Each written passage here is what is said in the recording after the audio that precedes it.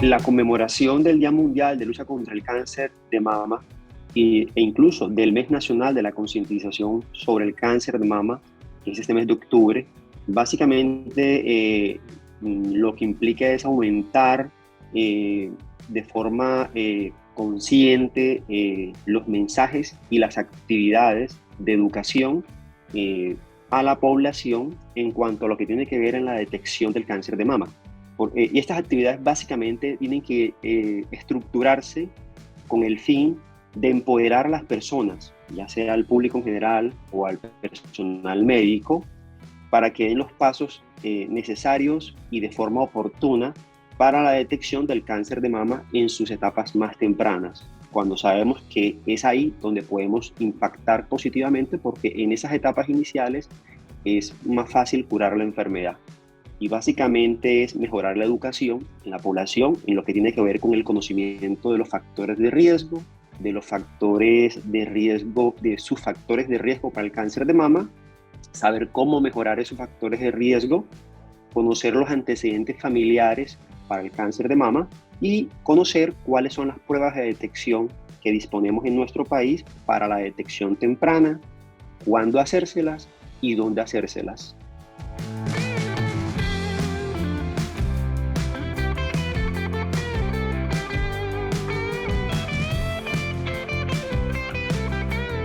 Es importante entender que un gran número de pacientes con cáncer de mama no tienen ningún tipo de signo o de síntoma cuando son detectados. Eh, entonces, partiendo de este hecho, es importante que lo conozcamos para que podamos hacer uso de las herramientas de detección temprana de la enfermedad, como es la mamografía. Pero existen, y conocido por todos nosotros, unos signos de advertencia o de alarma sobre cáncer de mama que debemos conocer tanto la población general como los médicos de atención primaria. Y estos signos de alarma básicamente son, o señales tempranas, son cambios notables, ya sea en el volumen o en la simetría de las mamas, la presencia de nódulos o masas en las mamas o en las axilas, el endurecimiento o hinchazón de una parte de la mama, el hundimiento del pezón o de una parte de la mama, las secreciones de líquidos o sangre por el pezón, los dolores o en cualquier parte de la mama o en la axila, la inflamación debajo de la axila o en la región infra o supraclavicular, cambios en la piel como zonas ásperas, rugosas, de hundimientos o también zonas de irritación en el pezón o en la mama. Todos estos son signos de advertencia que debemos conocer tanto los médicos como la población general para acudir de forma temprana al médico, dado que es este quien luego de un examen clínico determinará la relación, ya sea con una enfermedad maligna o una enfermedad no maligna, porque algunos de estos hallazgos no tienen que ver necesariamente con cáncer, pero es el médico quien debe determinar su relación y es el que debe también solicitar los estudios complementarios correspondientes.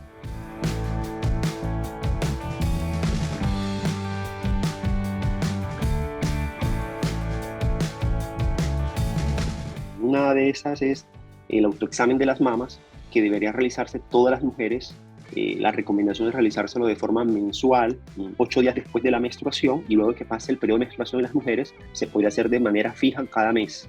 Esto con el fin de que exista un autoconocimiento de esa parte de su cuerpo y que cuando noten algún cambio sean ellas las que probablemente se dirijan de forma inmediata al médico, tomen la decisión de ir al médico independientemente de que se haya hecho una prueba de detección recientemente o en el último año. Sería como el primer paso. El segundo paso es o el segundo punto es el examen clínico de las mamas, el cual debe hacerse por profesionales de la salud, puede ser un médico o una enfermera entrenada para hacer el examen clínico. Este debería hacerse en las pacientes después de los 40 años y se podría hacer de forma anual, la recomendación. Y el otro examen que es como el estándar para el diagnóstico temprano, es la prueba de tamización que tenemos al alcance para toda la población, es la realización de una mamografía. Esta mamografía debe realizarse de forma bianual en las mujeres entre 50 y 74 años de edad, mujeres con riesgo intermedio o puede ser que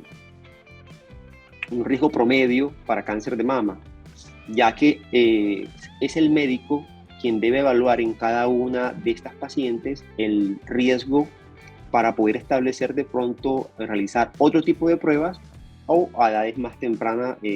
otro tipo de intervención a edades más tempranas, antes de los 50 años, entre los 40 y los 50 años. Pero el estudio por excelencia para la tamización es la mamografía bianual.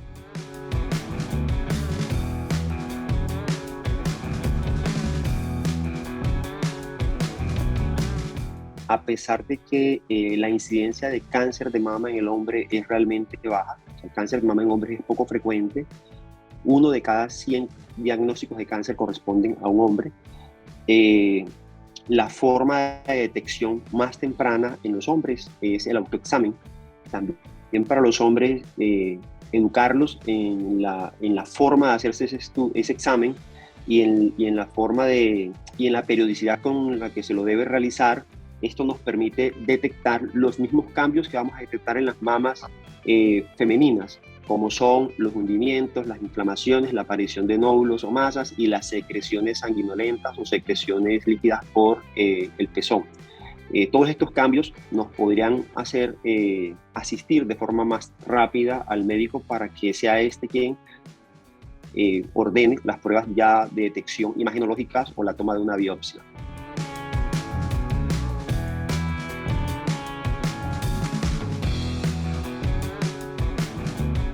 Básicamente, de los factores de riesgo no modificables son la edad. Sabemos que el cáncer de mama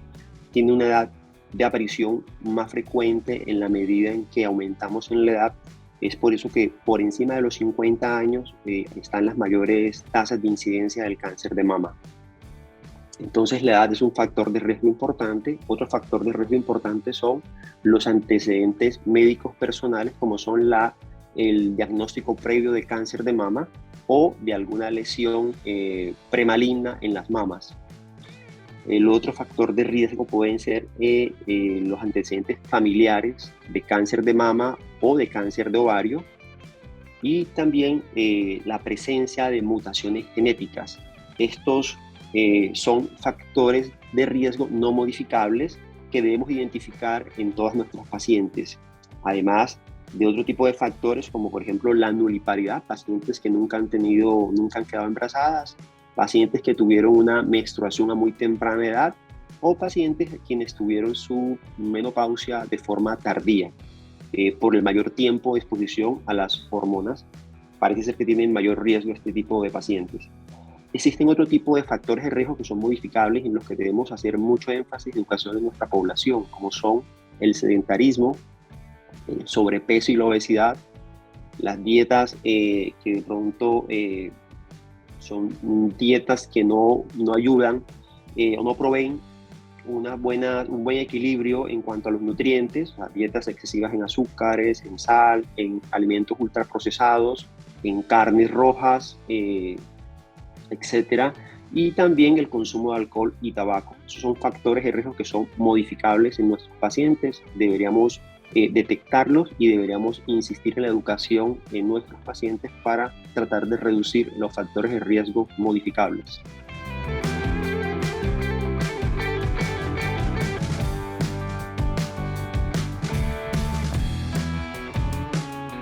Es el cáncer más frecuente en nuestra población femenina en cuanto a incidencia y también en cuanto a mortalidad. Entonces, partiendo del hecho de que aproximadamente 15.000 nuevos diagnósticos de cáncer de mama por año en las mujeres y también teniendo en cuenta que casi 4.500 mujeres fallecen por año por esta misma causa, partiendo de esas dos cifras, es importante también tener en cuenta que existe aproximadamente un 25-30% de nuestras pacientes cuando son diagnosticadas llegan con enfermedad avanzada y solamente un 20-25 llegan en estadios muy tempranos de la enfermedad, que es como el mejor estado para diagnosticar y para tratar, por la siguiente razón. las tasas de supervivencia de pacientes con enfermedad avanzada o metastásica están alrededor del 10, 15, 20% a 5 años, en tanto que las tasas de supervivencia en las pacientes en estados iniciales del cáncer, estadios 1, tienen unas tasas de sobrevida por encima del 95% a 5 y 10 años, lo cual entonces uno puede concluir que entre más temprano detectemos la enfermedad, tenemos mayor probabilidad de curación de la misma y a un menor costo en cuanto a gastos directos e indirectos en el sistema de salud.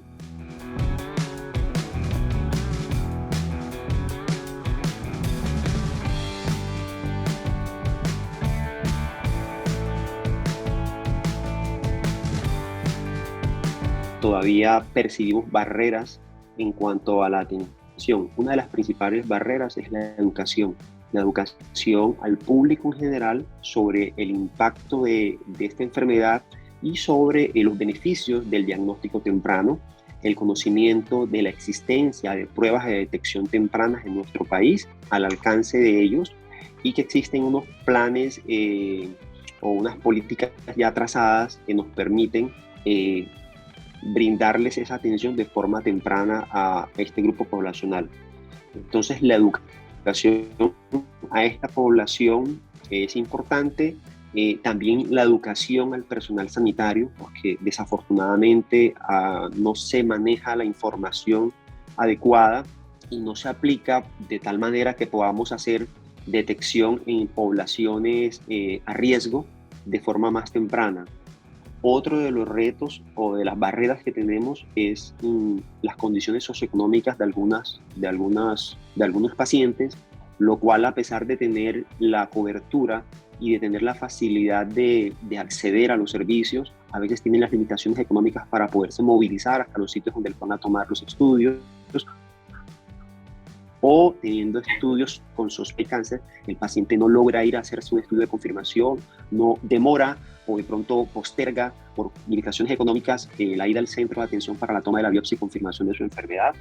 Las otras barreras son de tipo culturales. Todavía en nuestra población se maneja mucho el tema de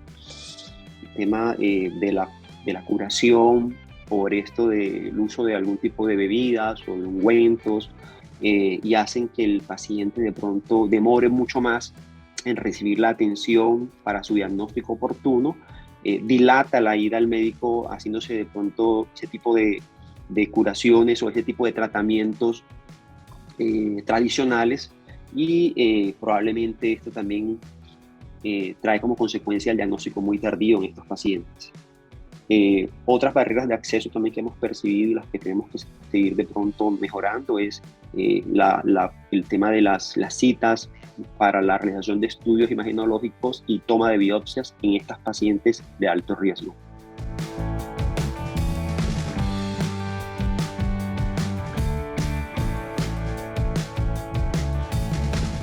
El conocimiento de factores de riesgo, toda la población que está a riesgo de padecer esta enfermedad tiene que tener el conocimiento suficiente para empoderarse, para poder tomar decisiones con relación al diagnóstico temprano. O sea,